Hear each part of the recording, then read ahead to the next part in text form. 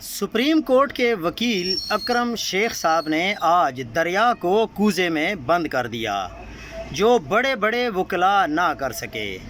उन्होंने कहा कि 26वीं तरमीम क्यों हुई जब 8 फरवरी को धांधली करके फार्म 47 की हुकूमत मुसल्लत की गई और ये खौफ पाया जाता था कि मंसूर अली शाह आ गए तो वो इलेक्शन की स्क्रूटनी करेंगे।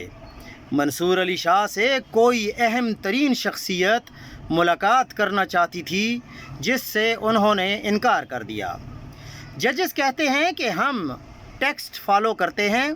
सवाल ये पैदा होता है कि ये टेक्स्ट कौन बना रहा है। ऐसी हुकूमत जो लिजिटिमेट ही नहीं है। 18 सीटों वाली जमात को 2/3 मेजॉरिटी देकर कमीशन बनाया गया और इस कमीशन ने इन जजेस के बेंच बनाना शुरू कर दिए और वो जजेस एग्जीक्यूटिव की मंशा और मर्ज़ी के मुताबिक फ़ैसले दे रहे हैं।